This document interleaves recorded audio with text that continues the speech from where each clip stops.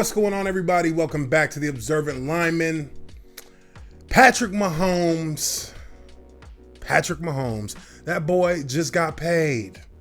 He just got paid $500 million, with a B, $500 million as the richest sports contract in the history of sports has been signed by the Texas born and raised Red Raider quarterback who has led the Kansas City Chiefs to a Super Bowl victory and a Super Bowl MVP, as well as an NFL regular season MVP. The boy got his own money now. He's rich. He is rich. What? He's got his own money. And baby, when I tell you he's got his own money, I mean the boy has got his own money. You did it this time. You hit the jackpot. So what does it feel like? What does it feel like to hit that ever elusive second contract? That is the holy grail for athletes in sports. It's one thing to make it in the door, to kick in the door, to be drafted, to be signed, to be brought on a team, to play a professional sport, especially in team sports. It is another thing entirely to hit that second contract. So that's what we're going to talk about today, because I'm going to give you guys my experience in hitting that second contract. Now, that's the money deal in the NFL. Nobody's rookie deal is ever the real money. That's good money. Let's not make many mistakes there. It's good money, yeah. But it's not the money. That is when you get to that second deal, that second contract. That's when you are able to finally look in the rearview mirror and wave goodbye to that college life per se. You get to up your game when you make it in the NFL. There's no doubt about it. But when I was drafted into the league as a rookie, 2007, my contract was a 4-year contract for $2 million. That basically amounted to, minimum wage in the NFL. That was minimum wage, basically. And a lot of people don't really even take into account that with that at minimum wage, you are still considered in the highest tax bracket in the country. So while on paper it says I'm making $2 million over 4 years, you can really cut that down by 43%, because that's how much money is taken out of every single check I will earn throughout the course of that particular contract. Now, in my situation, obviously I'm not a quarterback. Obviously, I'm not going to get $500 million. I'm not going to get $100 million. But as they say, it's not about how much you sign for. It's about how much you walk away with. And for me, with the Jacksonville Jaguars, I was in a bit of a unique situation. That situation was this. It was 2010. I still had one more year on my rookie contract, and the Jaguars were at the table offering me a 5-year extension to make between $25 and $30 million. And me and my agent were in a bit of a predicament, because this was before the start of my 4th year. The Jaguars were making this offer in training camp. They were offering me, a 5-year extension. And if I'm being 100% honest with you guys, which I love to keep it 100. I just want to give you guys exactly how I see it and exactly how I felt at that time. I was on the fence about re-signing with Jacksonville. And there was a few reasons why. First reason being, my agent, Jordan Woy, shout out to Jordan. Jordan's been my agent since, I believe, my 2nd year in the NFL, and love the dude, great guy, out of Dallas. So if you know Jordan Woy, just big ups to him. But me and Jordan talked about it, and I talked about it with my parents. And Jordan wanted to get about $5 or $10 million more on the contract, which, of course you want your agent to fight for some more money if he can. But also on top of that, we were looking at the end of the CBA after that season, after the 2010 season. And one thing that Jordan had expressed to me was that if you hold out and just play through this season, you could be looking at, a substantially larger deal with another team. You could pick where you wanted to go. Your statistics from your previous season, if they hold in this season, you would probably be a top 2 or 3 offensive linemen going into free agency, and you could basically call your number. Now, there's going to be risk with that. We don't know if there's going to be a CBA, so you may not even get a chance to have free agency until late in the game. And if you get hurt, if something happens, that could hurt your value. So you have an opportunity right now to sign with Jacksonville for a 5-year extension, 25 to 30 million. You hit all your incentives, you get 30 million, and you're good. You're going to be here in Jacksonville. Or you play this season out and you hope that we get a CBA ratified and a new CBA done early into the offseason. And then you can go into free agency and you could possibly make 40, 45 million instead of making 30 million.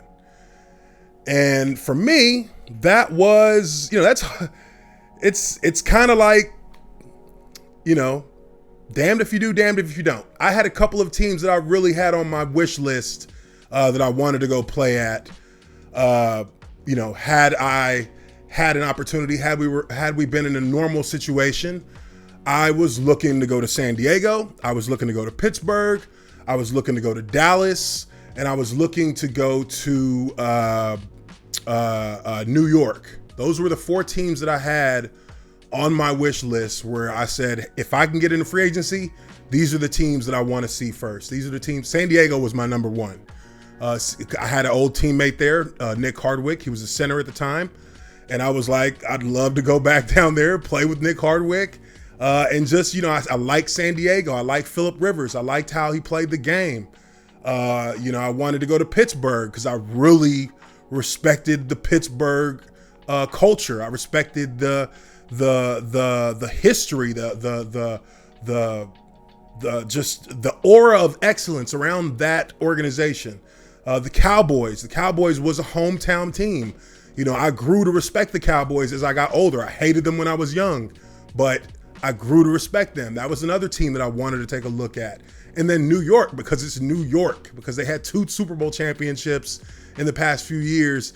And, who doesn't want to play in the Big Apple? You know what I mean? So for me, those were the teams that I wanted to look at and I wanted to consider playing for. And it was kind of being stuck between a rock and a hard place, because here I have the team that drafted me, the team that gave me the opportunity to play in the NFL, who's offering me a decent enough deal. And, my agent thought I should have got, maybe 5 or 10 million more because of the statistics that I had to show for my play. I was ranked in the top 3 guards in the NFL in terms of sacks given up. I gave up a half a sack, 0.5 sacks on an entire season in my 3rd year. On an offensive line that gave up 44 sacks, I gave up 0.5. I had no holding penalties. I had no offsides penalties. I had no penalties at all the entire season, and only gave up 11 hits on the quarterback. 11 plays where the quarterback was hit by my guy that I was blocking. So I was on an elite level in terms of my performance on the field, and my agent felt that I needed to be paid on that same level. But obviously we know that's not necessarily how the NFL works. It's all based on market value. And for the guard position, the market value just isn't as strong as, say, a left tackle or a right tackle. So while I was wanting to be paid on the level that my play was saying I should be paid, I ended up taking the deal with Jacksonville, and that put me firmly in the top 10 offensive linemen, I believe, in terms of salary once I got that deal with the Jaguars. So I took that deal.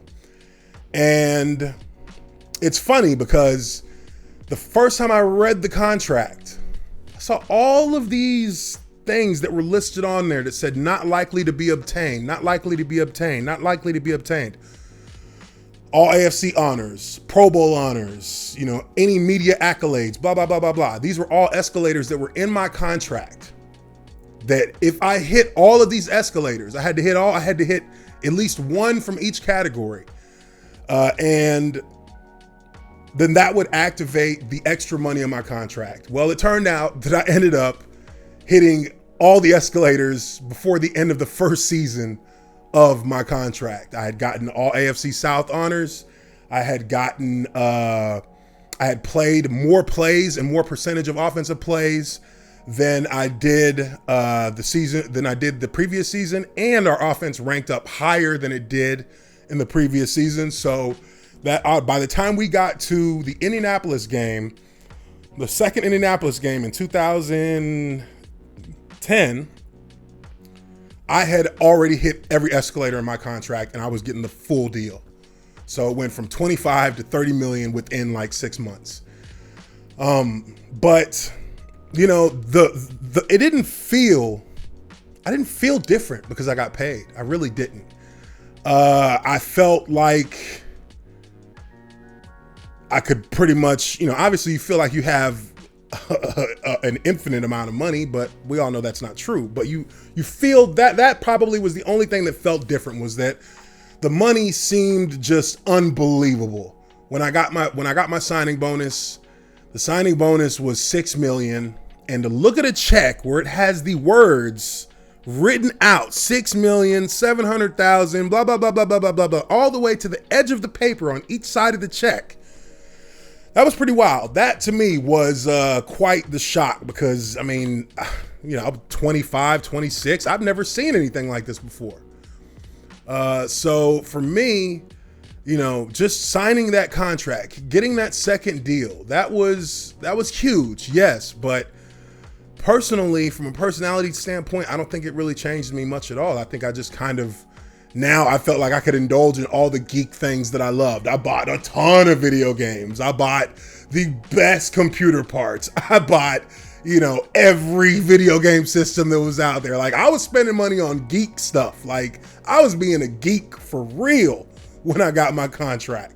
And, you know, I felt comfortable playing ball now, knowing that I had stability. That was probably the biggest relief in the entire situation. Wasn't the money. It was the fact that I could just focus on playing football.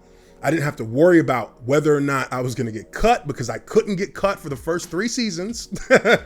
And it just felt like, in all honesty, you know, I could put that portion of any anxiety to bed and just focus on the game and just have fun.